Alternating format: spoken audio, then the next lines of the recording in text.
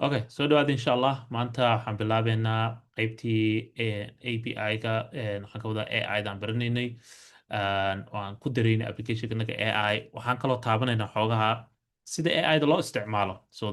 Because sababtoo ah waxaa inaa u diyaargarowdo adduunka hadda cusub oo ah in wax kasta AI loo isticmaalo.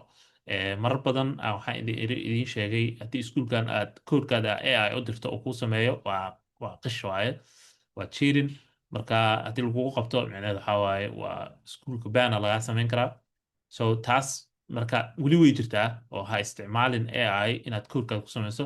Laakiin waxaan baranaynaa integrationka sida API-ga oo AI-da loo geliyo applicationkaada.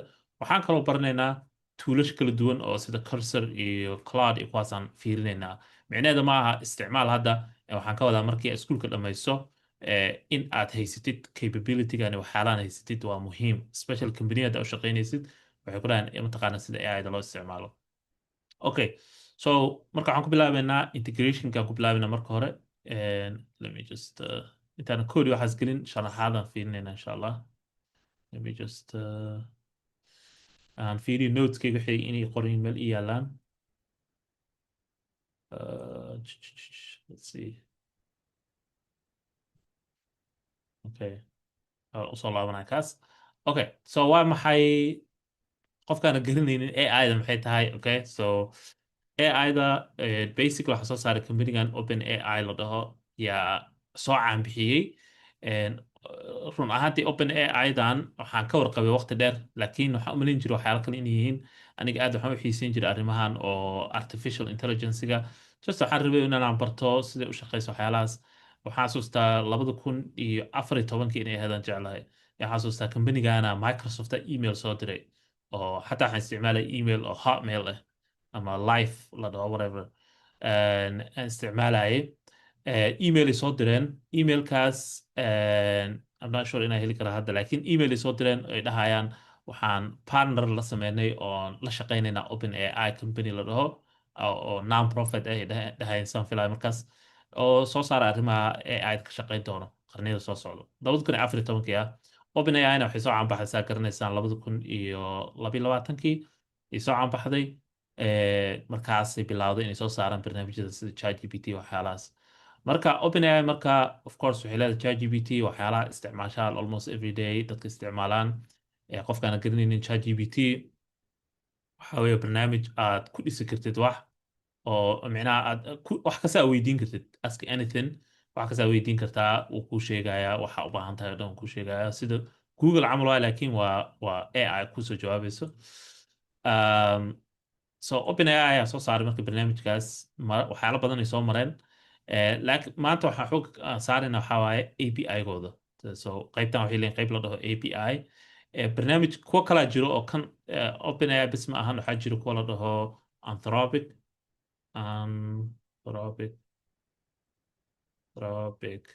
Anthropicna waa company kale waaye sida OpenAI camal waaye. Ayagana laftirkooda waxay soo saaraan waxay leeyihin AI waxay khatar ku yihiin ayaga marka Anthropic inta badan waxay khatar ku yihiin code-ka. So haddaad rabtid wax coding haddaad rabtid inaad samaysid ama barnaamij oo software haddaad rabtid inaad dhistid. Hadda waxyaalahan oo hadda aan tusayay oo integrationka social media waxaas waxa iga caawiyey waa Anthropic waaye. So inta badan waxaan isticmaalaa Anthropic inaan ku sameeyo micnaha code-ka ku qoro inta badan. So waxay leeyihin barnaamij la dhaho cloud, waxay leeyihin API leeyihin. So badanaa dadka waxay isticmaalaan ChatGPT, Anthropic iyo waxaa jiro kuwa la dhaho Elon Musk midka soo saara la dhaho Grok. Let's see. Grokna waxaa soo saaray ninka la yiraahdo Elon Musk. Grokna u jirtaa iyo waxaa ugu caansan iyo Gemini oo ah Google-kani soo saareen. So saddexdan afartaana ugu caansan hadda ugu khatarsan markii la dhaho AI-da. Waxaa kaloo soo baxay kuwa Chinese-ka soo saareen oo DeepSeek la dhaho. DeepSeekna Chinese-ka soo saaray. So ayagana khatar waaye oo waana free, ayaga waxay ku fiican yihiin totally free. English haddaad taabatid oo kana. So ayagana free waaye.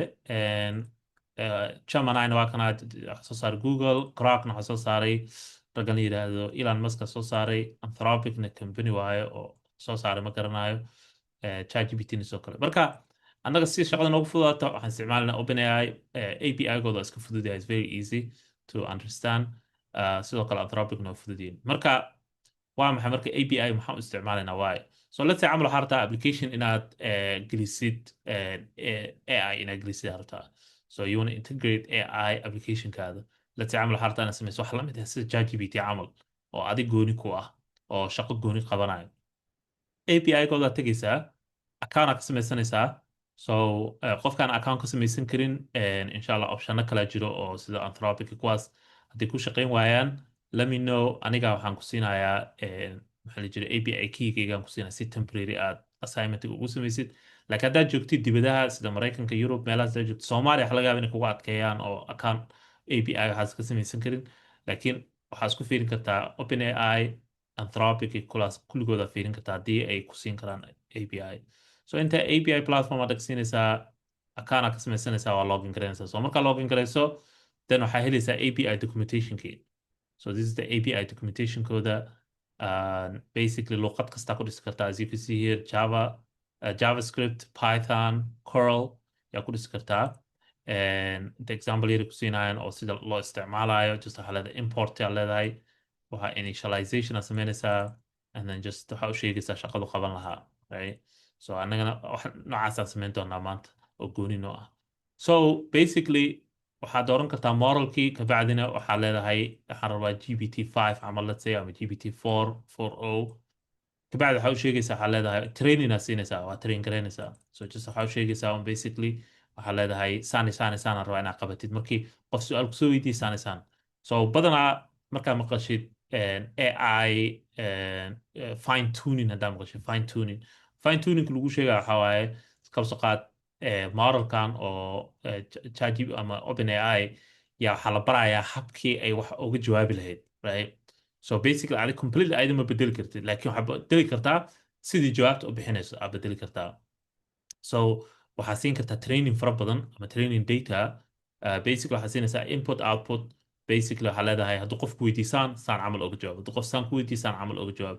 Waxaa leedahay restrictions aad siinaysaa, waxaa leedahay qof hadduu ku weydiiyo waxaan completely haga jawaabin 100%.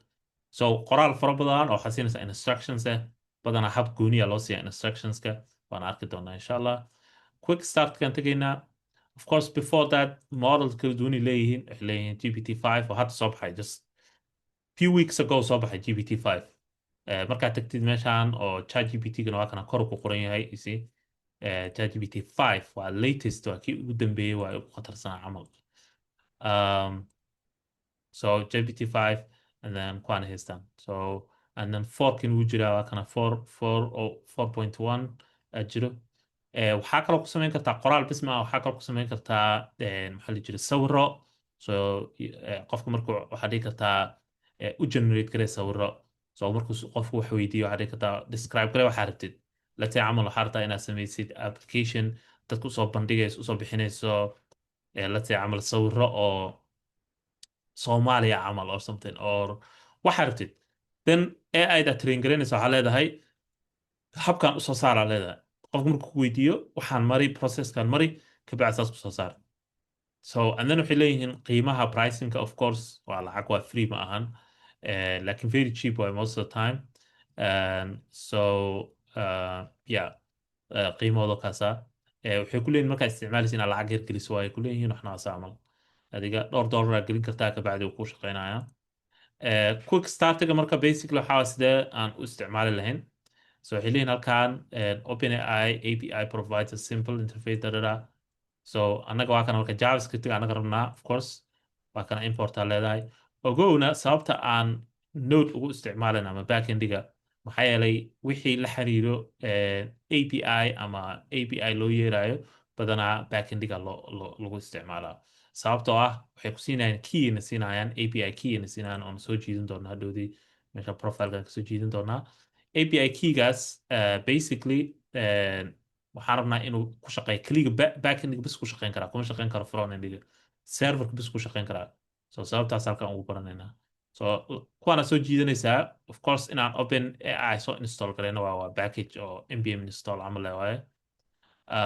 kadibna saana u setup garaynaysaa, more complex aan sameynayna annaga taas wax kasii khatarsan. midda kale waxaa kaloo samayn kartaa sawiro, analyzing images waa kana basically waxaa leedahay sidii hore le usoo jiidanaysaa, kabacdi waxaa leedahay response, create, modelkia dooranaysaa, inputka userka yaa u sheegaysaa iyo waxa la filanayo. Sawir soo diraya userka, kabacdi sawirkii yaad analyze garaynaysaa, u sheegaysaa siduu analyze garayn lahaa. So waa kana image input guide, waa kana more information intuu ku jira haddaad rabtid sawir ahaan inaad u samaysid. Okay, and then waa kana more kuwa kalaa jiro kala duwan, file search, function calling, remote MCP. Arrintan MCP-gan insha Allah haddaa rabtaan maybe mustaqbalka waan taaban karaa, laakiin MCP basically waxaa waaye labo AI-da say ugu soo jiidan kartaa meel kale, information kale say usoo jiidan kartaa. Let's say camal AI-daada waxaa rabtaa in API inay ogaato database-kaada wax ku jiro. Database-kaada meel kale ku jiraa oo application kale ku jiraa. Application-kaas waa inay leedahay MCP wax la dhaho, waa model waxaa la lahaa context protocol la dhahaa MCP. Basically application hadday leedahay MCP, labada AI way isla xiriiri karaan, so connection samayn kara, so it's more advanced waaye, so don't worry about that one. So waxyaalahan dhan ay leedahay all this stuff, laakiin goalka waxa dhan ala sameynaa waxaa marka hore modelka dooranaysaa, training aad siinaysaa, and then responsiga helaysaa, intaas le waaye. So trainingka siinaysidna basically waxaa waaye userka wuxuu soo diraayo iyo wixii ayd ku jawaabi lahayd yaad siinaysaa example, dhowr example aad siinaysaa, kabacdi good to go. Okay, so waxyaalahaas waaye marka basic annaga si simple ah, we're gonna keep it simple. aad macnaha waxyaala badan ma gelinayso, qoraal bis aan sameynaynaa insha Allah maanta annaga. Okay, wax su'aala questions intaanan gudaha usii gelin. Any questions? Okay, so goalkanaga maanta waxaa waaye marka in aan applicationka hore u dhisnaa qaadno. So waxaan sameynaynay saa xasuusataan class management aan sameynaynay oo macalinka uu login garayn karo, kadibna uu ardaydiisa arki karo waxyaalahaas. Waxaan ku daraynaa maanta lesson planning aan ku daraynaa. Okay, so let me just say node. Okay, week 21 lesson. waxaan soo gelinayaa baasha su'aalaha ku weydiin lahaydeen hadda artad anonymously. Let me share that. So kana waa soo gelin kartaa wixii su'aale. Okay, so yeah, so casharkii aan baranayno oo ahaa class managementigii waxaan sameynaynaa maanta, waxaan ku daraynaa lesson planning. So let's grab, aan soo jiidana kii ugu dambeeyey oo aan sameynay wuxuu ahaa, let's go here and go to GS7. I think it was Node.js, and then I think week 3 no aha ama week 4, week 3 aha. So let's see if we could do this one. Okay, so kana waxaa noogu jiray authentication key, kana log register, or I think kana studentiga waaye, so we're gonna change it to teacher ka. Let me see if I can grab that. Can teacher ka review 2.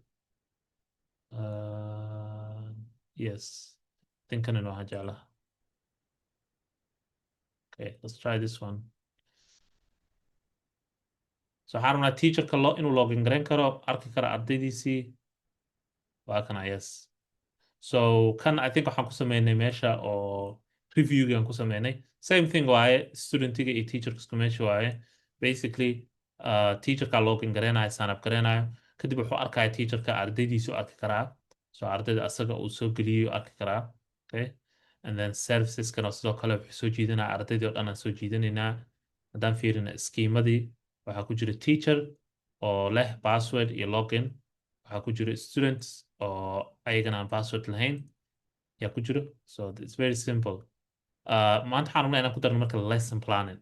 Okay, so qayb lesson planning aan ku daraynaa. Basically waxaan rabnaa macalinka inuu uu qoro information AI-da u diro, uu dhaho waxaa ii samaysaa lesson planning about something, and then subjectiga wixii u sheego, kabacdina AI-da u samaysa lesson planning intaasaan rabnaa. Okay, so schemadan ku darsanaynaa. Let's add a lesson plan schema ku daraynaa.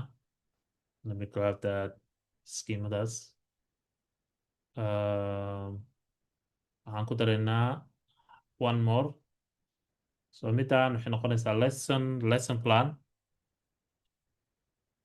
So lesson planka waa kana lesson plan waxaa ku jira title, waxaa ku jira contentiga waxaa qoraalka meesha la gelin lahaa. So basically AI-da meesha waxay gelin lahayd assignment. Basically waxaan rabnaa AI-da in ay basically example oo assignment camal u samaysa teacherka, and then inta waxaa teacherkii ID-giisi waaye. Inta marka waxaan ku daraynaa, let's go here. Waxaan ku daraynaa teacherka waxaan ku daraynaa relationship kale oo lesson planningki. So waxaan leenahay inta lesson plans, waxaan leenahay lesson plan. Okay, so hadda hoose aadna kaasa connectionki waa caadi. Okay, so schemadu taasa it's good to go. So now waxaan u baahanay inaan sameyno maxaa lihi jiray serviceski iyo routeski oo lesson planka, and then kabacdi waxaan ku daraynaa AI aan ku daraynaa. Okay, so let me see in a ESET upgrades thing account. Okay, so waxaan sameynaynaa maanta waxaan sameynaynaa sida AI ugu dari lahayd bisaan sameynaynaa. Extract title. Okay, we'll figure it out inshallah. Okay, let's go here. Waxaan sameynaynaa marka hore routeka waxaan leenahay let's say lesson plan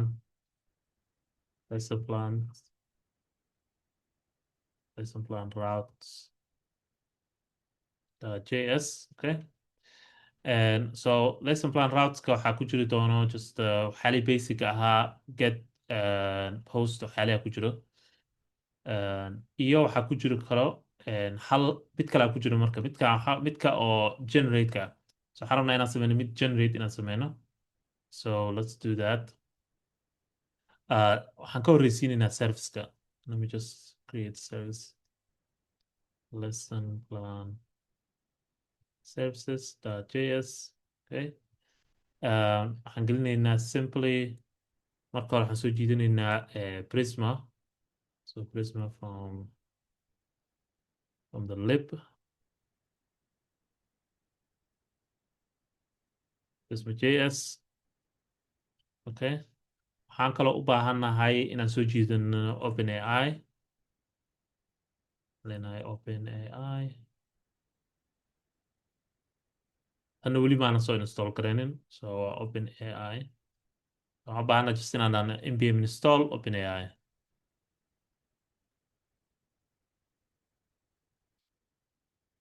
Okay, that's it for that one. Okay, so now waxaan u baahanaa marka one more initialize OpenAI. Okay, OpenAI client. Okay, so inta waxaan leenahay marka const kan waxaa u samayn kartaa file kale sida camal libkana u sameynay, yaa u samayn kartaa dartid initializationka OpenAI-ga waa soo jiidin kartaa dartid special applicationkaada haddii weyn tahay saasaa samayn kartaa. Okay, let me zoom in this OpenAI SQL to waxaan leenahay new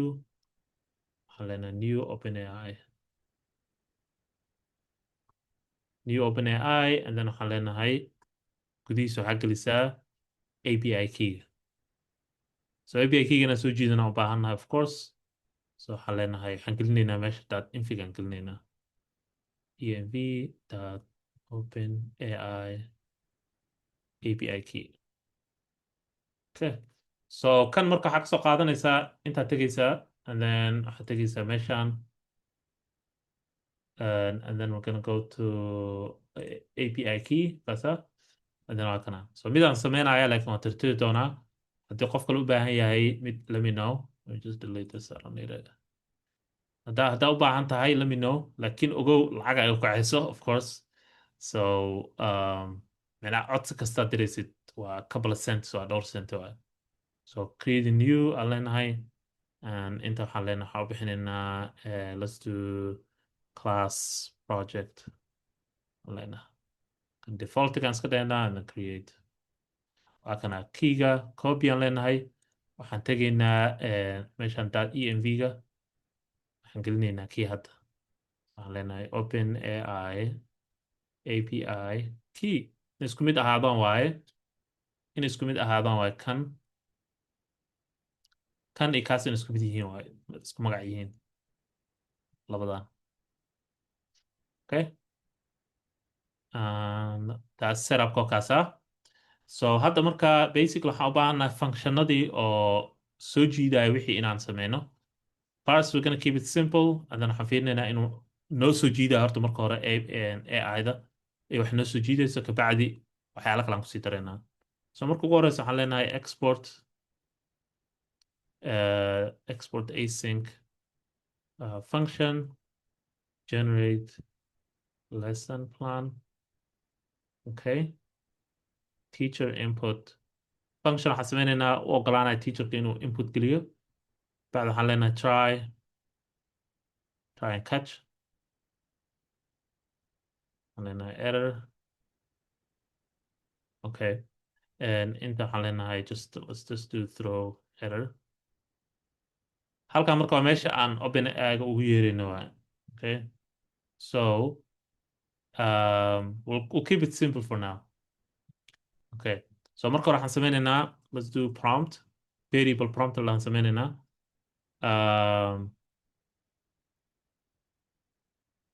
so promptigan basically waxaa waaye waa instruction oo aad siinaysid basically AI-da oo basically u sharaxaysa wixii micnaha ay filanayso AI-da yaa u sharaxaysaa okay so waxay filanayso meeshaan marka meesha trainingka siin kartid as much data as you want siin kartaa sidaa rabtaa u sharaxi kartaa waxaad ka dhaadhicin kartaa AI-da inay tahay khatar kaale iska arag laga yaabay waxyaalahaas oo dhan yaa siin kartaa so let's see prompt yeah so waxyaalo badanaa ka dhaadhicin kartaa laakiin waxay ku xirantahay sidaa rabtay AI-da inay noqoto kambaniyada qaarkood waxay sameynayaan file kaloo dhanaa jiro oo promptigan qaabilsanaa jiro oo instructionska aad detail ah ku jiraan oo aad loo sii habeeyey so companiyada waxay ku kala fiican yihiin because of promptiga halkan so promptigan just waxaa gelinaysaa backtiga gelinaysaa inta dan sharaxaadaa siinaysaa okay so waxaan sameynaynaa let's do okay let's do this so I'm gonna copy انت حدي kartaa let's actually write it here leedahay create a detailed lesson plan for the following requirements okay يلا so requirementska u sheegaysaa so requirementska basically teacherku wuxuu soo diray macalinku wuxuu soo diraayo waaye requirementska okay so waxaan siinaynaa waxyaala kala duwan hadda simple aan dhehna we're gonna keep it simple we're gonna say topic waxaan leenahay then topic waxaan kasoo jiidinaynaa meeshaan so waxaan leenahay let's do waxaan leenahay teacher input dot topic aan leenahay so taasna waxay noqonaysaa wax macalinka soo diraayo noqonaysaa okay and then instruction kalaa sii siin kartaa marka okay so inta waxaan dhihi karnaa you can say please provide a comprehensive lesson plan for that topic. Okay, and include. Waxyaalaha u sheegi kartaa. You can give more instructions. You can say include a lesson title. To waxaa ku dartaan leenahay lesson objectives. waxaa kaloo ku dartaan leenahay three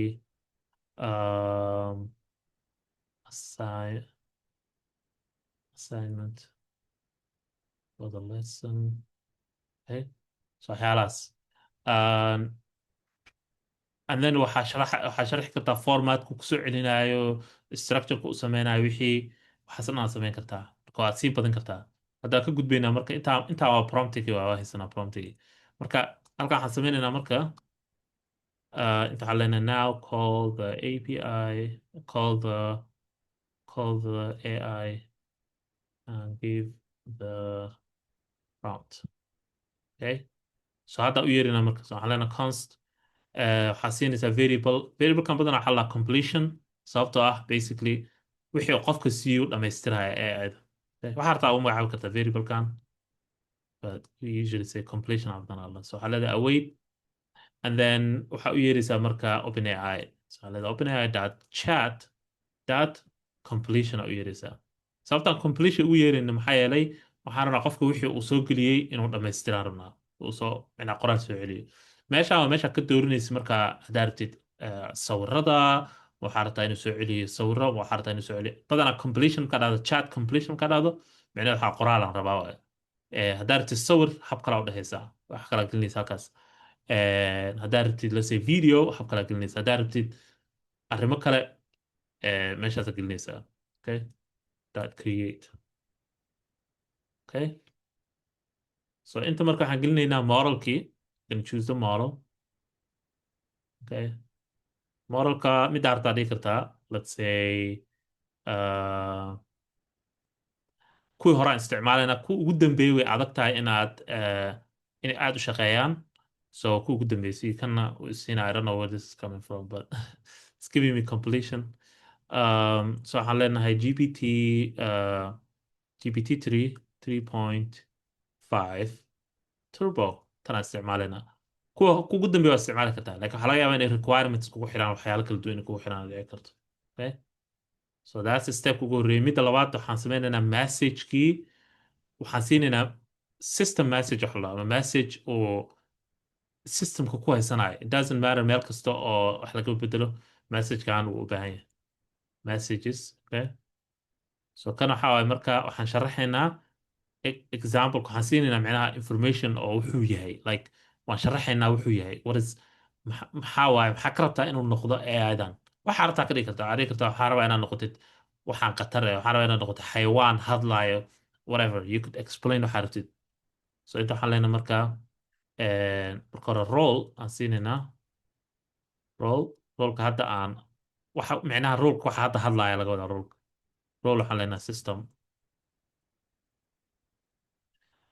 content meesha marka meesha u sheegayno wuxuu yahay AI-da waxay tahay inaa identitygiisa basically inaad sheegtid so inta I'm just gonna copy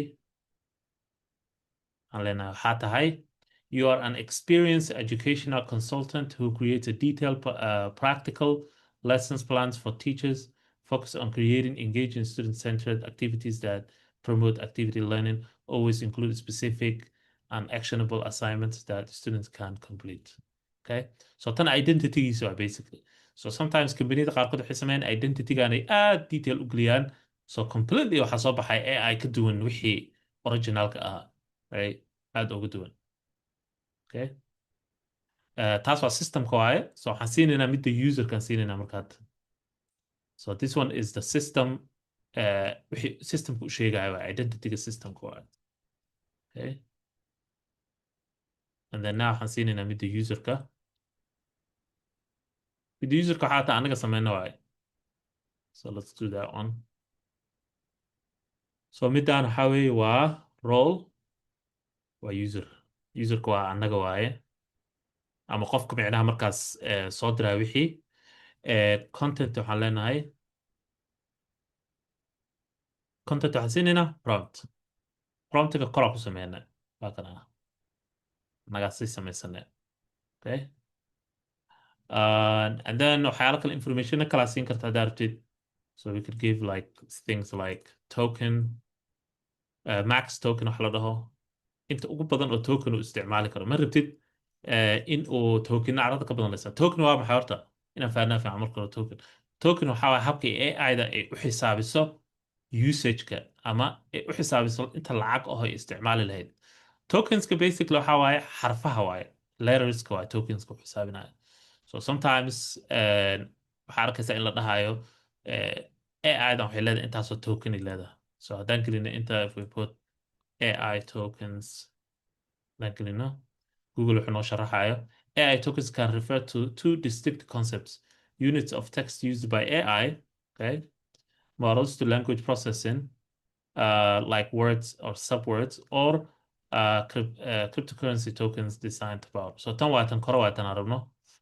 So tokens are fundamental building blocks of the AI models, practically in the natural language models. So kuwan natural language processing model kuwan isticmaalana waa NLP la dhahaa. Text is broken sida u shaqeeya marka tokenka text is broken down, tokenized into smaller units which can be words, parts of the words. So basically waxaan dhan waxay u sameynayaan maxaa yeelay AI-da waa inay shaqo qabato. Shaqada qabanayso computer ay isticmaalaysaa. Computerka isticmaalayso wuxuu isticmaalaa power. Powerku isticmaalaa wuxuu isticmaalaa koronto. Korontada waxay isticmaalaysaa motor iyo biyo iyo resources iyo waxyaala isticmaalaysaa. So AI-da AI si u xisaabiyaan costiga wax ku kacayo waa in ay xisaabiyaan inta waxa laga rabo. Sometimes waxaa dhacayso xataa tokenskan inayn isticmaalin waxay ku xiran tahay moralka noocay tahay. Modelada qaarkood waxay isticmaalaan xisaab. So haddii xisaab ay tahay way ka duwan tahay. So haddii tahay algorithm iyo xisaab is more maxaa la jiray energy usagekeeda aad u badan. haddii tahay qoraal caadi energy usagekeeda waa hooseeya. Ninka xataa OpenAI iskale ayaa wuxuu yidhi ka daaya inaad dhahdaan AI-da ka daaya mudhen wuxuu yidhi waxaa la weydiiyey su-aala la weydiinaya marka wuxuu yidhi markii dadka dhahaan thank you and please ay polite ku yihiin AI-da waxay naga isticmaashaa resources fara badan uu yidhi thank you please taas waxay naga isticmaashaa wax badan.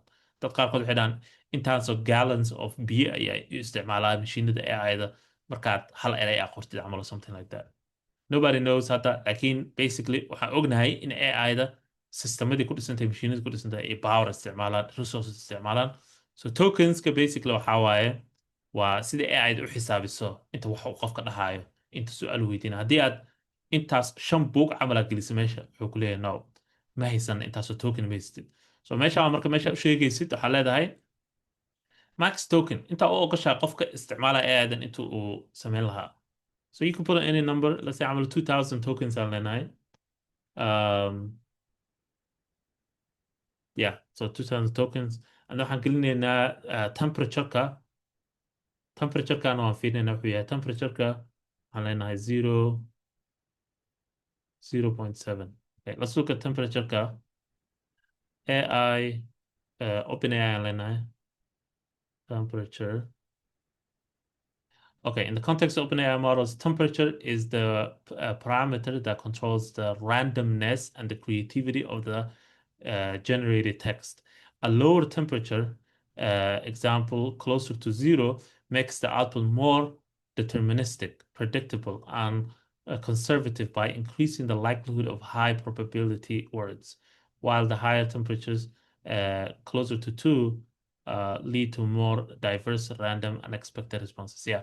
So basic temperature waxaa sidee AI-da ay u soo celinaysaa response oo micnaa qofka uuna filanaynin ama more random right? So haddii ayna random ahayn oo mar kasto hal su-aala weydiinaysaa su-aasha same thing kugu soo celinaysaa taas micnaa temperaturekeeda hoose waayo. haddii ay markaad su-aal weydiisaba response cusub ku siinaysa ama kula kaftamaysa ama ay hadal bini aadan camal u hadlayso then temperaturekeedia sarreeya laga wadaa basically that's all it is. Okay, so that's a configuration kokasa. That's the configuration. So now intaasaan ku ekeysiinayna configuration waxaan rabnaa inaan ogaano bise just inaan dhahno markaan dirno wixii in uu noo soo celiyo. So waxaan leenahay we gonna cancel log aan ku sameynaynaa completionka.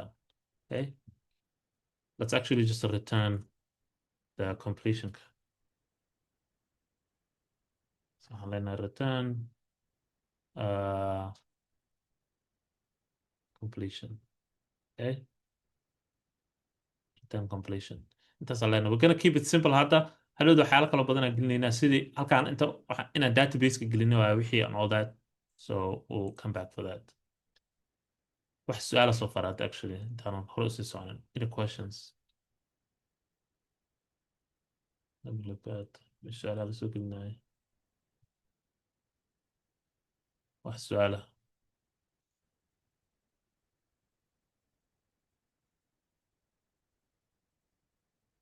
cannot isticmaalo بس ما ماشي كالكو غلط هو completion حكاس بس yeah والله ساعتها كره اوكي um, اوكي. اه صح صح. مال yeah كلام اسكو اوكي.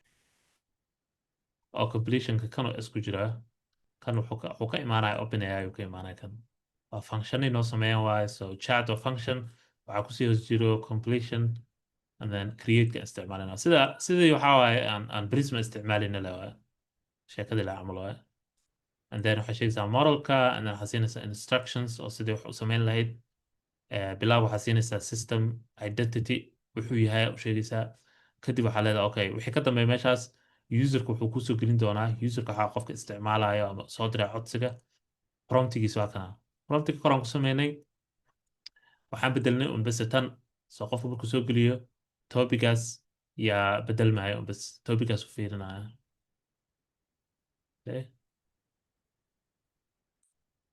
so let's do this one hal endpoint aan sameynaynaa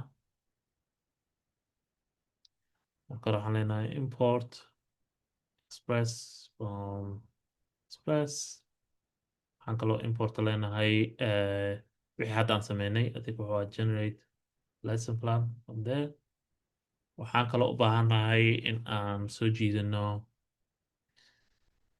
okay waxaan u baahannahay route inaan sameyno router console router is equal to express that router okay now waxaan sameynaynaa hal endpoint generate lesson plan endpoint waxaan leenahay router dot host request waaye waxaan gelinaynaa slash generate intana waxyaalahanagi kale async regress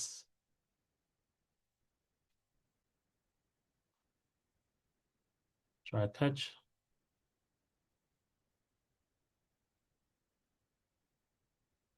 L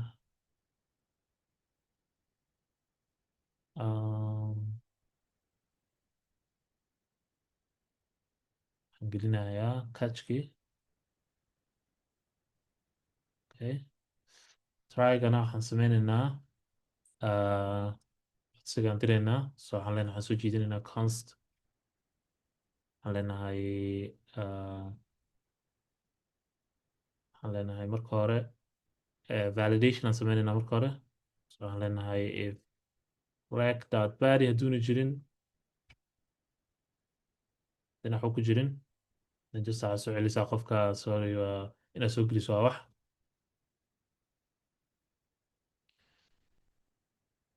okay return status is okay just waxaan leenahay topic is required okay so hadduu geliyo then waxaan leenahay marka waxaan diraynaa topic waxaan u diraynaa meesha so waxaan leenahay const result aan leenahay tan waa barateen dhowr jeer aan sameynay await waxaan leenahay generate lesson wuxuu naga codsanayaa dot body okay and then intaas waaye okay responsigaan soo celinaynaa okay everything looks good not sure what happened here okay so responsigaan waxay soo celinaysaa result dot data ba marabna result dot data waxaan rabnaa result dot completion I think inay tahay just result lay soo celis fine okay so kan waa noo samaysan yahay maalin dhaweyta waxaa qalad naga galay exportigii ayaa qalad naga galay so waxaan leenahay export default yeah router okay so hadda marka serverkanaga haddaan tagno waxaan rabnaa inaan soo jiidano import waxaan leenahay lesson I think it was a lesson plan route no lesson plan routes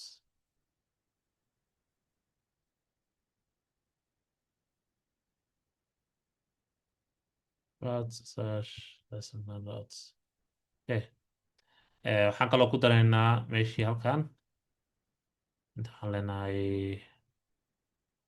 app.use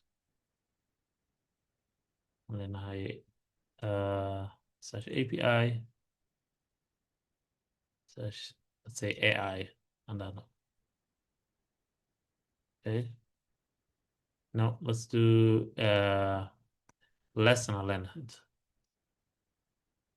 Okay. So waxay noqonaysaa marka API slash lesson slash generate ay noqonaysaa. Okay, so hadda aan baraawayna markaas la fiirino sida u shaqeeya. Hadda database-ka waxaan ma gelinayno, just waxaan fiirinaynaa on hadda inay wixii shaqeynayaan in kale. So npm run dev error aan soo baxay, which is okay.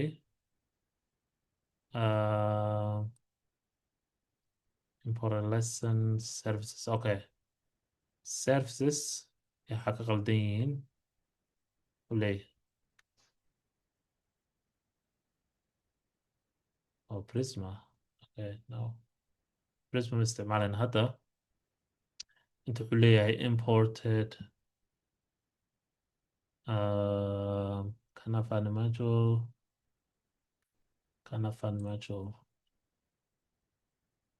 come here problem services slash lesson plan services JS. Okay, hadda ma shaqeeya adigu shaqeyna hadda. Alright, aan fiirina marka inta wuxuu ahaa sorry inta wuxuu ahaa lessons I think inuu ahaa generate. Waxaan u baahannahay marka waxaan u baahannahay bariga, waxaan u baahannahay topic. Waxaan iska tirtiraynaa topic aan u baahannahay. Waxaan leenahay topic. Inta waxaan leenahay please create lesson plan for waxaan leenahay basic algebra. Okay, so hadda fiirinayna marka la sii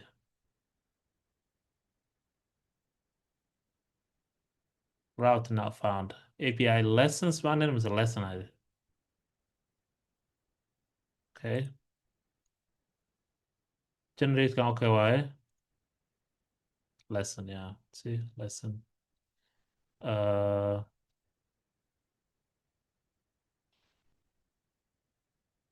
bismillah. Okay, interesting. Okay, so halkan wuxuu soo celiyey, so noo shaqeeyey ID uu sameeyey object waa chat dot completion waqtiga la sameeyey modelkii choices I guess choices una siinayaa content so wuxuu leeyahay responsive miyahan wuxuu leeyahay introduction to basic algebra waa kaasaa soo celiyey wixii and then wuxuu leeyahay lesson objectives student will understand concepts variables and constants in algebra so to be able to solve basic algebra summarize importance. Okay, looks like inuu soo celinayo laakiin formatka naga qaldan. Okay, formatka naga qaldan laakiin wuu shaqeynaya, it's working. Let's go back here. عادي u soo celinaya formatka naga qaldan. Let's see inaan formatka wax ka bedeli karo. So response extract the title all that stuff. Okay, xaalo badan meesha noogu jiro. So xaalo yar aan ku daraya halkan generate completion choice message title assignment. Yeah, buu soo celinaa hadda. Okay, wax su'aala it's returning just waxaan u baahannahay inaan isticmaalno some type of waxaan isticmaalinaa function oo extract garaynaya datada sida titleka camal, this is a lesson title and then meelaha kaloo nasinaa material needed dadada soo jeedid.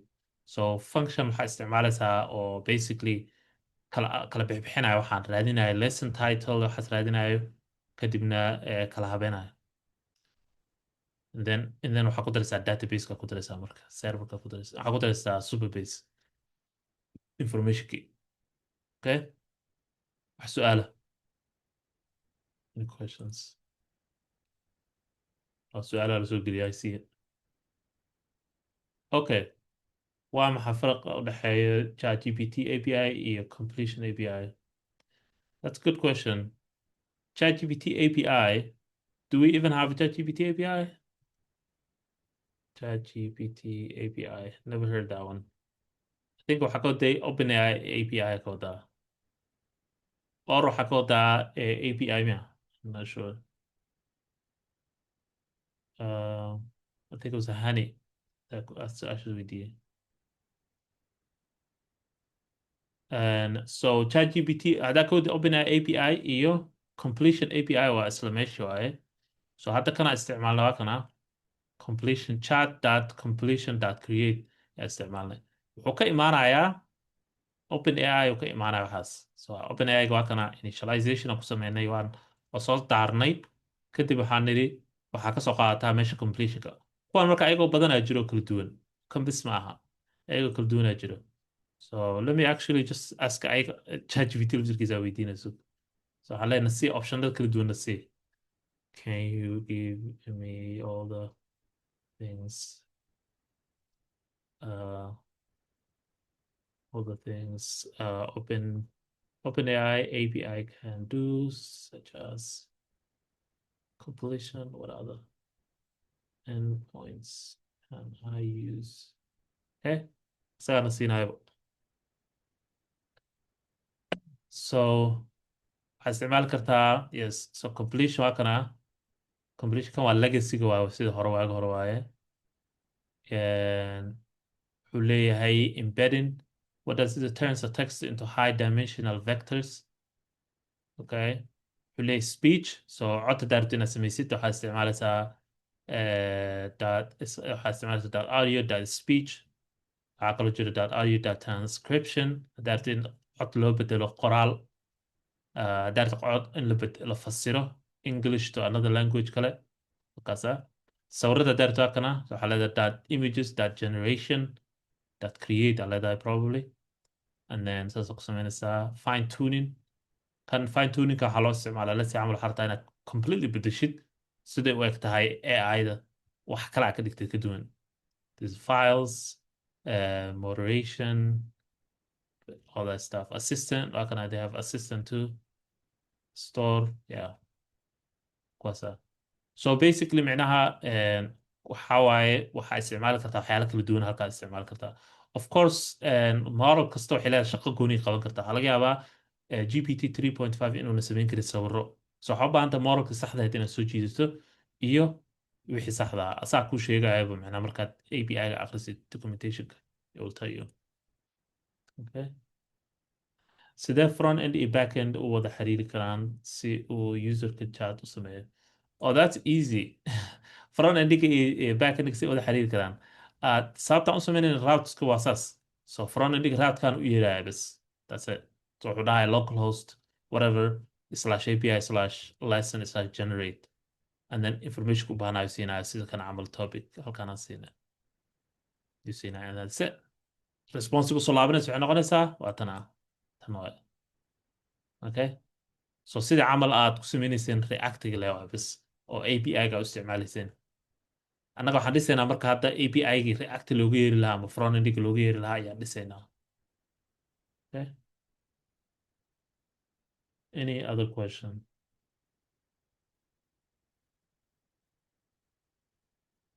Okay, so this one waxaan rabnaa marka waxa soo laabanaa inaan gelino database-ka. Of course waxyaala kale inaan ku dardarno waaye sida aan igu qoran noteska kaliya ma ahan topica laakiin waa inaan soo jiidano topic lesson learning objectives iyo additional instructions. So I'm just gonna copy maxaa lihi jiray mid aan ii qoran and then waan bedelayna insha allah. So let me just copy that. So intaan promptigan aan bedelayaa I'm just gonna change the prompt. So haddana intaan waa promptigii waxaan ku bedelayaa kan. So this one basically way ka yara badan tahay base. So now waxaan u kala bixinay topic waxaan sii kala bixin waxaan nidhi learning objectives iyo additional instructions. So markuu soo diraayo oo postman lagu soo diraayo waa inaad gelisid topics, learning objectives iyo additional instructions. kadib wixii uu qaadayaa uu kala habhabeynaya soo ma jeedo waa kana kala habeenaya. There's more instructions here waa kuwana waxyaalo kala badan oo usii sharaxaya wixii. Okay. And then the rest intaan kale iskaga mid waaye. Let me just double check. Intaan kale iskaga mid waaye. Okay. So completion ka waxaan just gonna paste. Okay. So this gives more notes yar yar ah haddaa u baahataan insha Allah mustaqbalka wuxuu qabanaya mid kasto. Okay. And now marka waxaan sameynaynaa extract the waxaan kasoo jiidanaynaa. So inta meesha aan soo celinayna ritaankan waxaan sameynaynaa waa ka bedelaynaa. waxaan leenahay inta waxaan leenahay extract the generated waxaan leenahay content from OpenAI. So basically wuxuu generate garay wax kasta ma rabno just qaybtu generate garay bis aan rabnaa qoraalka bis uu soo celiyay. So inta waxaan leenahay generated content is equal to aan leenahay compilation dot waxaan leenahay choiceska waxaan siinaynaa 0. Remember halkaan sameynayna halkana waxaan leeyahay soo celinayna kanaan soo qaadanaynaa kabacdi choices aan soo qaadanaynaa kabacdi waxaan kasoo qaadanaynaa midda ugu horeysa choiceska saas la sameynaynaa. midda ugu horeysa choices soo qaado kabacdi waxaa soo celisaa message then content. tan waxay soo celinaysaa marka just qoraalka bise. Okay. So tan hadda haddii aan dhahno return generated content not generated generated content haddaan dhahno oon mar kale codsi u dirno wuxuu sameynaya ma soo celinaya waxaan dhan ma soo celinaya wuxuu soo celinaya bise contentigaan soo celinaya. So hadda haddaan dirno mid kale let's say bismillah that's it you see. So wixii oo information fara badan ma soo celinaya wuxuu soo celinaya bise just contentigu soo celinaya iyo waxyaalihii kale oon anaga gelinay. Okay. And then waxaan sameynaynaa extraction aan sameynaynaa waxaan kasoo baxsanaynaa waxyaalaha u baahannahay informationada u baahannahay kasoo baxsanaynaa. Okay. So that means waxaan u baahannahay we need to create a function oo soo jiidayo ka sababtoo ah halka haddaa fiirisay look at here waxay isku dhex daadsan yihiin. There's no way lagu ogaan karo qayb kasta siday tahay iyo sida lagu soo saari lahaa ujeeda. So waxyaalahan slashkan basically waxay ka wadaan new line ka wadaan. See this one is a new line. So basically waxaan rabnaa function waxaan dhan akhrinayo kala soo saaraya titlekan kasoo bixinaya meesha laysanka kasoo bixinaya. To do that we just need to copy and paste a helper function and don't worry about this function ka wuxuu qabanayo iyo sida wuxuu qabanayo. Basically shaqadiisa waxaa waaye inuu extract ku sameeyo informationka. Give me a second. Extract the title. So helper function kana soo jiidanaya. I'm just gonna paste it right here. Okay. So helper function waaye wuxuu qabanayaa basically wuxuu soo jiidayaa titleka kusoo bixinaya meesha. So extract title aan dhaha ku magacaabay wuxuu isticmaalaya regex waxa la dhaho regex parent wuxuu fiirinaya wax meesha ku jiro wuxuu kasoo bixinaya titlekii. So I'm just gonna use that in here. So intaa tegaya waxaan leeyahay kan ma rabno inaan soo celino waxaan leenahay const title aan leenahay functionka u yeerinaa kabacdi waxaan siinaynaa generated content. Okay. So titleka kasoo saaraya sidoo kale waxaan u baahannahay wax kasoo saarayo assignmentiga. So let's do that too. So waxaan leenahay assignment function aan sameynaynaa la dhaho extract waxaan leenahay extract assignment isagana waa a little more complicated waaye but dhimalaha waa soo copy gareynaynaa generate content. Okay. So titlekii iyo contentiga soo jiidanay. And then waxaan sameynaynaa finally kanaan soo copy gareynaa. Let me copy that one. Extract. Okay.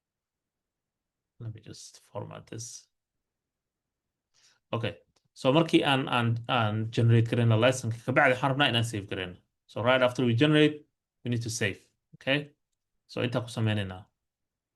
Marka hore waxaan u yeeraynaa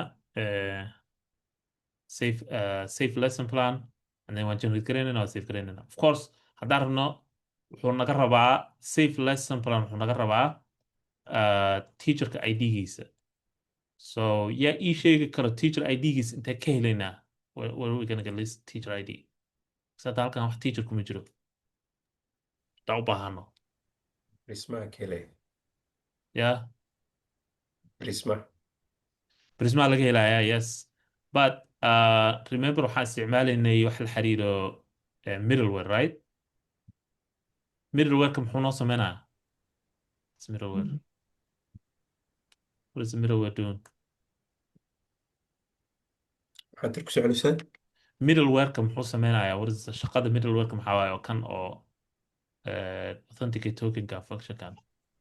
micnaha inuu qofkan uusan uu yahay qof oo login ah oo lahayo database xogtiisa ku jirto micnaha Exactly.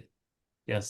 So that means micnaha haddii aan rabno inaan teacherka ID-giisa helno, kan generate-ka waxaa u baahanay inaan ku xirno middleware-ka, right? So intaan dhahno import authenticate token and then middleware ka soo qaadano kabacdi halkaan gelino sidii kuwii hore aan baranay oo sida camal ardayga ama let's say camal userka hadduu rabo in uu nodekiisa uu sameeyo wuxuu u baahay marka hore in uu la authenticate gareeyo. So haddaan rabno teacherka ID-giisa haddaan rabno waa inaan marka hore authenticate gareyno. Taas maxay nagu qasbaysaa haddaan rabno inaan postmanka isticmaalino? Taa maxay nagu qasbaysaa? annaga oo authenticate token dhahnay saan ma iska dhigi karnaa? Can we just generate token waxyaalo? Can we generate this? inta maxaa ku qoran? inaa secret token aa samaysato I think Yes, so before lesson generate waxaas aadan shaqadaas aadin haddii aad geliso halkan authenticate tokenka haddaad geliso middleware-kii wuxuu ku dhahayaa intaadan waxba aadan generate gareyn shaqadaas aadan gaarin marka hore inaad login garayso. You have to create account inaad samaystid login dhahdid kabacdi tokenka soo qaadatid aad gelisid tokenka meeshaan oo bearer tokenka inaad gelisid wakaasaa. So kan wuxuu kuleeyahay tokenka expire waaye so mid cusub keenu kuleeyahay. Okay, so basically haddaan rabno because sababtoo ah waa kan haddaan tagno lesson plan wuxuu naga codsanayaa teacher ID. Teacher ID see ku heli karnaa? The only way waxaa waaye in aan marka hore aan login garayno. We have to login first. Okay, all right, so inshallah taasaan sameynaynaa. We'll take a break. Let me just write a note here. Save the generated lesson plan in the database. Okay, so taasaan sameynaynaa next inshallah. Let me look at su'aalaha marka hore intaan hore usii soconin. qof su'aal qabi jiraa intaanan sii socon? Okay, all right, inshallah let's take a 10-minute break and then aan isku soo laabano kabacdi waan dhamaystiraynaa kaas and then waan kasii gudbaynaa haddii la yiraahdo. So let's take a 10-minute break.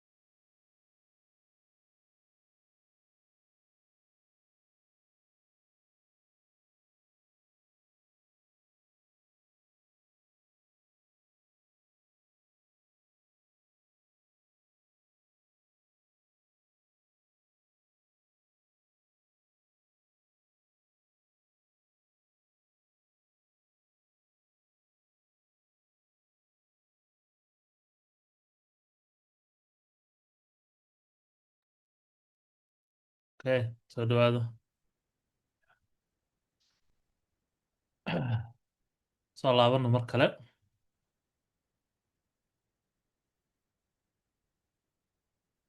wax su'aalo uma jeedi insha allah. wixii markaas aada fahmin ama kuga adag ama isleedahay micno mas kula sameynayso waa kuu sharixi karaa insha allah. Let me know. Okay. Alright, next step waxaa ahayd waxaan save garaynaynaa datada, waxaan ku save garaynaynaa database-ka. Database weli nooma set up garaysno, waan fiirin doona insha allah inuu shaqeynayo in kale. So waxaan sameynayaa, so marka hore waxaan fiirinayaa in ay wixii si sax usoo laabteen. Okay, so intaa tagayaa waxaan leeyahay aan fiiriyo horta marka hore in wixii si sax usoo laabteen. So waxaan leeyahay if result that so wuxuu ahaa, okay, let's go back here.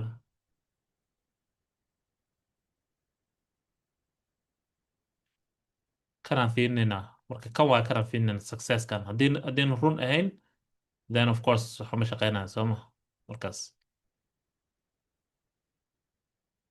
So waxaan leenahay if result, so waxaan leenahay if result that success haddiinan run ahayn, so marka hore waxaa dhahdaa opposite-ka. haddiina taas ay false tahay, then of course waxaan soo celinaynaa generate result iyo waxaan soo celinaynaa iyo response 500. Okay, so taas waxay ka horeysa intaana database ku save garaynin. marka hore inaan hubino boqolkiiba boqol horta wixii ma save garaysmayaan, micnaha wixii ma jiraan. haddiina jirin micnaha error soo celi. then now marka waxaan save garaynaynaa marka datada, so waxaan leenahay const save waxaan leenahay save result, waxaan leenahay saved result equal to leenahay await. waxaan soo jiidanaynaa kii hadda aan u ahaa save lesson plan. wuxuu naga rabaa laba wax. midka hore wuxuu naga rabaa datadii la diri lahaa, so taas waxay noqonaysaa result dot data. Okay, midka labaad wuxuu naga rabaa teacherka, kaas wuxuu noqonaa rec dot teacher dot id. Okay, intee ka keena kan yaa ii sheegi karaa? What is this from? Sorry. Okay, ma maqashaa hadda? ustaad waa lagu maqlaa. Okay, so kan rec dot teacher intee laga keena? intuu ka imaada? waxaa laga keenay teacher outer routerka. Yes. So waxaan ka keennay meesha middleware-kan ka keennay. Middleware-ka, yes. Middleware-kana siinaya sababtoo ah middleware-ka markii uu dhammaystirmo wuxuu sameynaya teacher uu sameynaya, soo ma jeedid? wuxuu dhexgelinaya rec iyo wuxuu dhexgelinaya teacher. So marka halkaan aan sameynayna marka waxaan dhihi karnaa rec dot teacher aan dhihi karnaa kabacdi hal waxaan kasoo jiidan karnaa. Okay, taa misla fahanna? Yes. Alright, so now waxaan sameynaynaa, waxaan leenahay kan meeshaan waxaan ku bedelaynaa save result-kan waxaan ku bedelaynaa data, waxaan leenahay data. Okay, lesson plan generated, so kan waxaan ku bedelay lesson plan created ma dhahnaa? Yeah, lesson plan generated and saved aan leenahay successfully. Okay, so hadda prismadii aan fiirinaynaa marka inay noo shaqeynayso. I'm not sure in shaqeyn doonto. So waxaan leenahay npm run db generate. Okay, clear npm run db push. waxaan dhihi doonaa waxa ku jira hore uu jiro marta alaa tirtirta wixii. Oh, wuu shaqeeya, it's working. But I'm not sure which one it is. So haddaan fiirino marka superbase. Okay, I think mid qalad aan ku jirnaa, kan waa keyga caadiga ahaa waaye no kii saxda ah waaye. Okay, student auth I think kan inuu ahaan jeclahay. aan fiirino inta lesson plan. Okay. So waxaa hore ugu jiray waxyaalaan ku test gareey waaye. So how do we get rid of waxaas? Dimalaas kaga jiraan iska caadi waaye. Student test. Okay. To the teacher test. Okay. Good.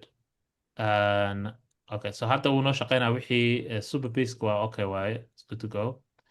Waxaan rabnaa marka in aan braaweyno in aan gelin karno wax intaan braaweynin waxaan u baahannahay inaan macallin u login gareeyo. Let's see if we could.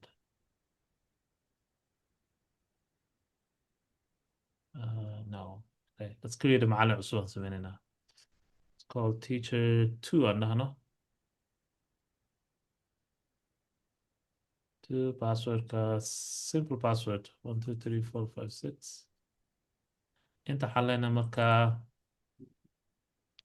think auth aan dhihi karnaa or I'm not sure.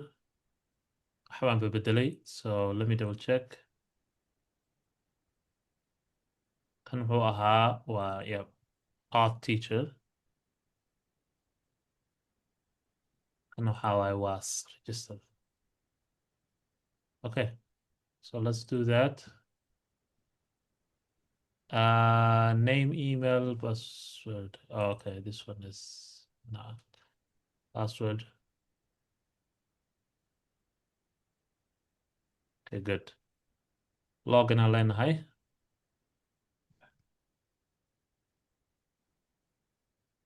Okay. Token ku haysanaa. Intaa tegaynaa. Bacda kanaan bedelaynaa. Hadda marka generate kaad waa samayn karnaa marka. So generate wuxuu naga rabaa dhowr wax oo kale. Wixii hadda ay bis maahan wax kala badan uu naga rabaa. So haddaan ku laabano intaa waxyaalo naga rabo waa kuwaana naga rabaa. Topic, learning objective. So topic,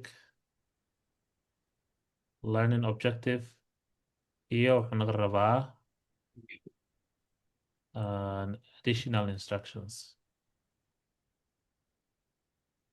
waxaasna inaan siino marka. Okay, so waxaan leenahay topic, waxaan leenahay generate lesson plan for basic English class. aan leenahay learning objective. We want the so marka ay aad la hadlaysid waa inaad just caadi luqad caadi ah isticmaal kartaa qasam inaad wax gooni u sheegtid. We want the students to learn basic words and basic sentences. You know. حتى spelling that's means qalad dhib ma laha aad ay fahmaysaa. Additional instructions, make sure to keep it very simple. Okay. So intaasaan sameynaynaa inta waxaan leenahay marka waa lesson iyo generate. Let's see. Bismillah.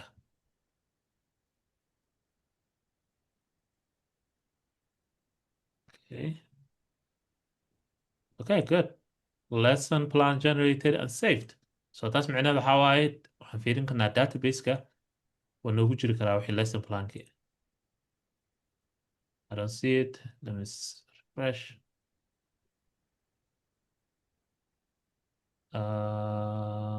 No. I'm gonna save garaynin. Database. Okay, maybe meel kale waaye.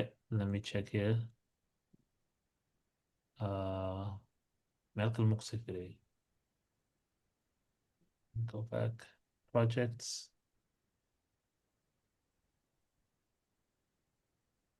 No, inta maahan.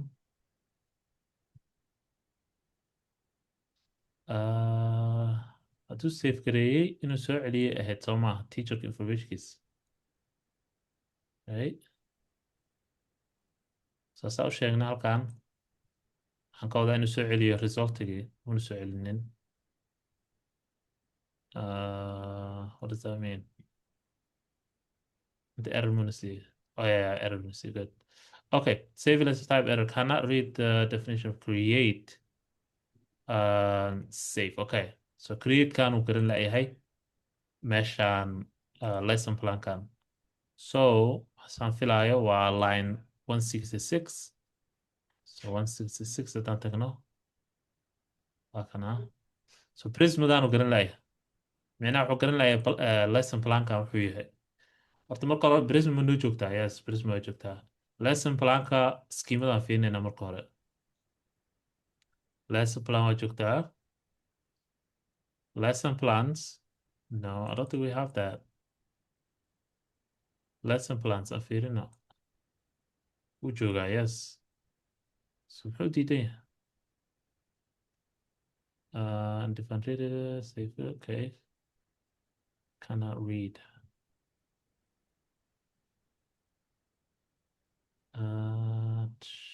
Okay.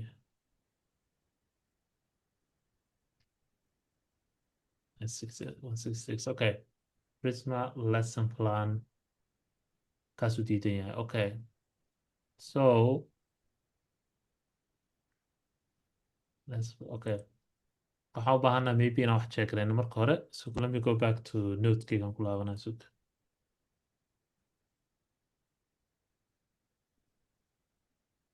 Lesson plan is good.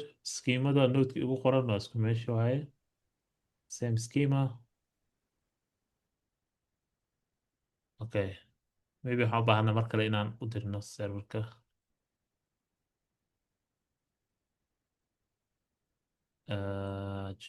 Okay. Let me double check. Okay. So halkaan camal waxaan samayn karnaa marka waxaan rabaa inaan idin tuso sida AI u shaqeyso, right? So waxaan tusaaya sida loo isticmaalo AI da haddaad inaad debugging samayso, let's say, right?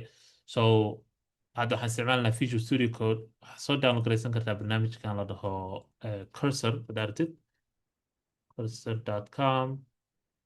Basically waa AI editor waaye. kan laakiin kan hadda isticmaalayna maaha. Visual Studio Code aad isticmaalaynaa. I'm not sure why it went that way.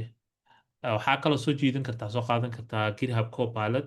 I think kaas waa free waaye. Copilot qayb wuxuu leeyahay oo chat ah isagana sidoo kale. isagoo GitHub Copilot isagoo oo extension aa soo download garaysan kartaa, soo shuban kartaa, editorka ku shubanaysaa. So let's say camal hadda kana waxaan rabnaa inaan ogaano. copy garayn kartaa errorkan. Copy it. And then waxaad soo furanaysaa whatever. So let's say camal haddaad tina cursor soo furatid. waxaad leedahay I'm not sure cursor inta halkan ku jiro. No, kuma jiro. waxaa weydiin kartaa GitHub Copilot. Let's see if we have it here. Yeah, disable aan ku sameeyey. Also waxaad samayn kartaa. Let me just open projectgan aan ku furo. waxaan ku furayaa cursor aan ku furayaa let me just grab cursor. bas waxaa intusaa si u shaqeysa AI da.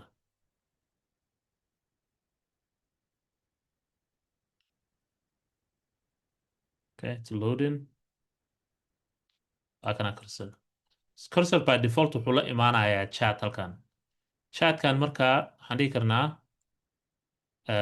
so let's say npm ninka kale inaan joojino waaye.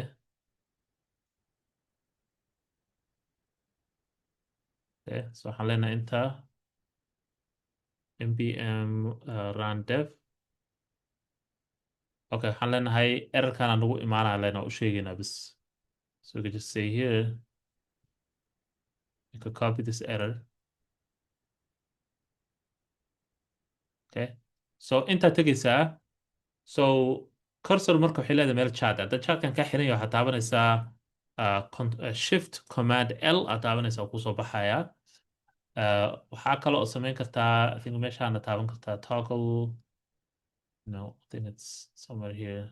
You can look into it. markaa furti bilaagu furan inta badan. then chatka wuxuu leeyahay marka waxyaalo badan. So let's understand chatkan. So tan waa meesha marka kambaniyada qaarkood ay ku dhahayaan waxaa u baahan tahay inaad taqaanid sida AI da loo isticmaalo. So inta waxaa samaynaysaa markaa soo download garaysato badanaa subscription waxaasuu leeyahay. I think isagoo free uu jiraa oo baraaweyn kartid. wuxuu leeyahay agent, wuxuu leeyahay ask, right? labadaasuu leeyahay. labadaana badanaa la isticmaalaa.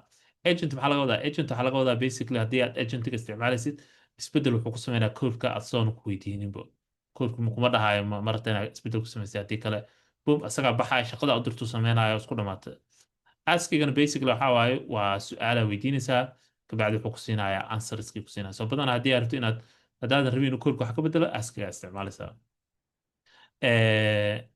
kuwan kale autogana waa bedeli kartaa waxaad isticmaali kartaa moralo kala duwan sida cloud iyo waxaasa isticmaali kartaa and also talking about cloud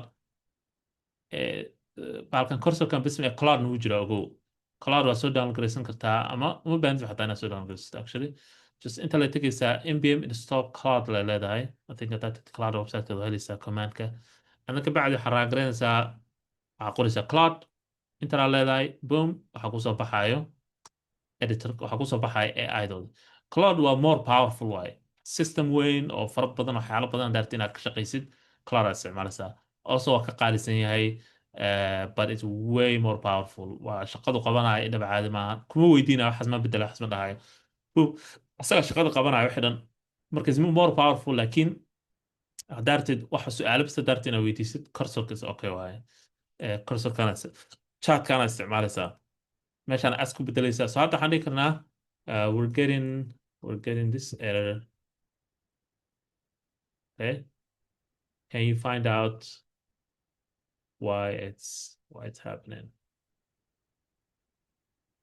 without without you giving us code solution okay sidaa dhihi kartaa for example intaa leedahay wuu baxayaa wuxuu fiirinaya meesha ku jiro koodkaas wuu akrinaya soo ma jeedid it's reading that and then kabacdi wuxuu fikraad gareynaya okay ma jiraan waxyaalaha kale loo baahan yahay wuxuu fiiriyey prisma inuu jiray in kaluu fiiriyey okay yiri prisma wuxuu yiri let me check the library prisma file wuu akhriyey and then now let me check there's any issues with the database connection ku fiirinaya here's the potential causes sababaha waxaa dhici kara sababahana dhici kara inuu meesha qalad ka jiro database connection issue the Prisma client might not be properly connected to the database wuxuu ku leeyahay database URL environment variable is not set or incorrect so taas waa fiirinaysa waxaa leedahay we have the database URL here and then intana waa kana ku jira database URL so taas waa sax waaye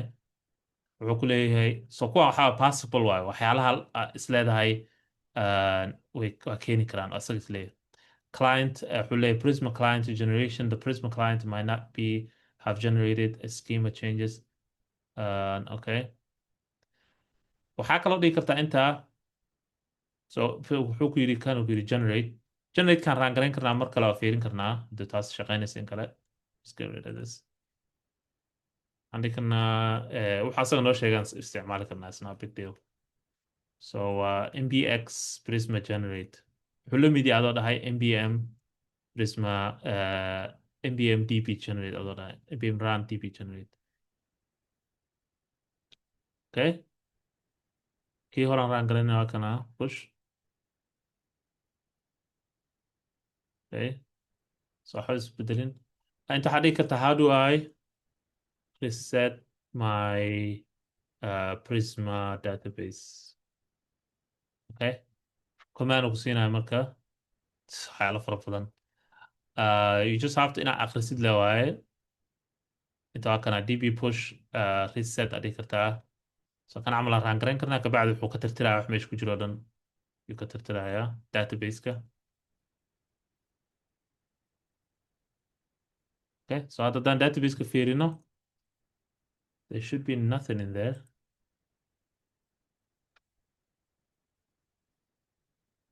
All gone.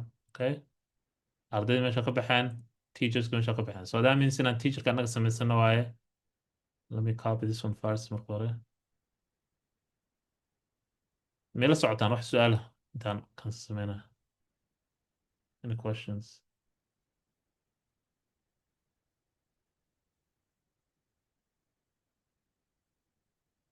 waxaa ku wareegsan tihiin waxyaalahan waxaa idiin baraayo maxaa yeelay waa waxa u baahan tihiin waaye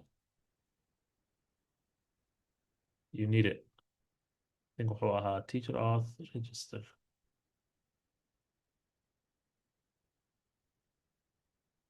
okay login Okay. So token kan u baahannahay base. Okay. So hadda database ka daan fiirino, we should have teacher. Hal teacher inuu ku jiro waa meesha. Haduu ku jirin, that means we have a problem. Yeah, it's right there. Good. So hadda lesson plan ku fiirinaynaa mar kale. Let's try one more time.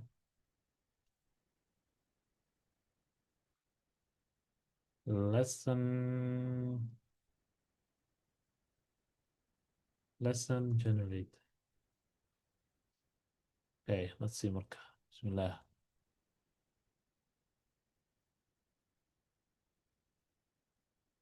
sida wixii noo soo celinaa san filaaya maxaa yeelay wax kaloo noo soo celiyo good. That means waa wixii hore ku jiraa qaldan meesha. So hadda hopefully wuu ku jiraan wixii. Okay, good. See? So wuxuu sameeyey marka lesson plan uu sameeyey waa kana. Titleka wuxuu ka dhigay lesson plan oo kaasa contentigii oo informationkii oo dhan waa kana ayagoo kala habaysan.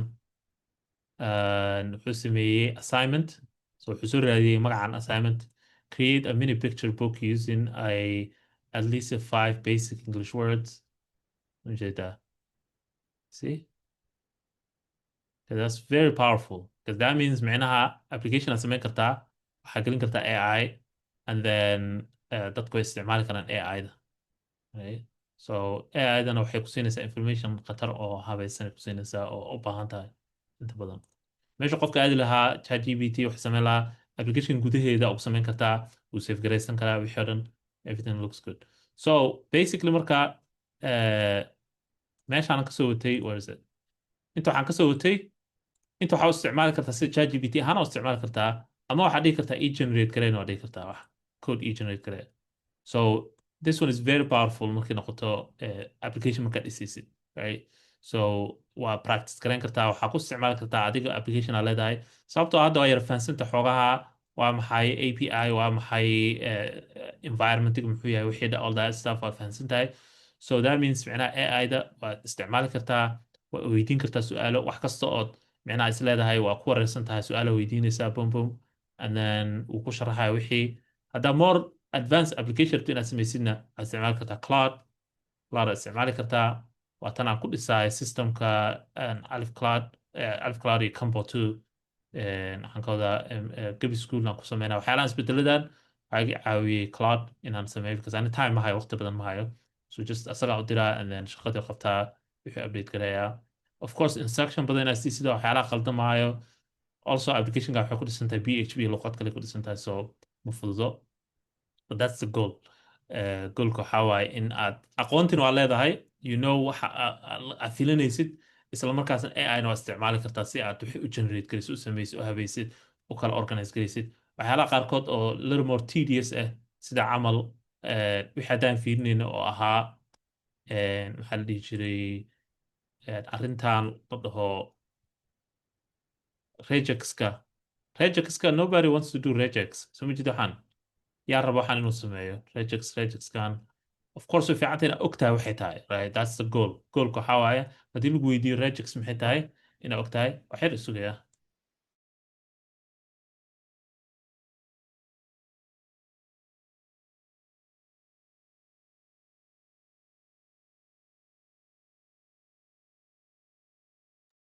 sorry lunch aan order gareeyey waana iloobe okay so inaad ogtahay exactly waxaan muxuu yahay waa maxay regex haddii lagu dhaho inaad garanaysid badanaa interviewada iyo shaqooyinka kuma dhahayaan basically like regex qor kuma dhahayaan sorry can you guys hear me ma maqshaan okay yeah so regex qor uma dhahay laakiin waxaa lagu dhahay regex mataqaana wuxuu yahay so adigana fahansanta regex wuxuu yahay also AI isticmaali karta inay ku sharaxo waxaan muxuu yahay so noteskan camal AI qorta inta badan so ku sharaxay okay tan maxaa laga wadaa what is that that means matches any character from start of the string okay waa fahmay so AI waxaa isticmaalta inaad wax ku barato in aad marka aad application dhisayso ama system dhisayso oona ahayn waxbarasho ahayn in aad u isticmaasho laakiin aad fahansan tahay codekii aad fahansan tahay aad ka baranaysa AI da laftirkeeda aad ka baranaysa waxyaalaha samaynaysaa okay waxaa leedahay let me see inaan fahmi karaan bal horta waxaan waxyihiin haddii aad fahmi weyso waxaa leedahay qaybtan soo koobi karee waxaa leedahay okay ma ii sharaxi kartaa what this does can you explain what this does? Okay. Okay. Now wuu baxayaa shaqadii bilaabaya.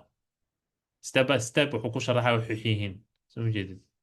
Wuxuu ku leeyahay this code snippet is a part of the extract assignment function that searches through AI generated lesson plan the loop this loop through soo ma jeedid? Wuxuu ku siinaya cashar dhan oo dhammaystiran ku siinaya sida wuxuu ku sharaxaya. Right? So that means micnaha ma jirayso meel code oo hodan fahansanin ma jirayso.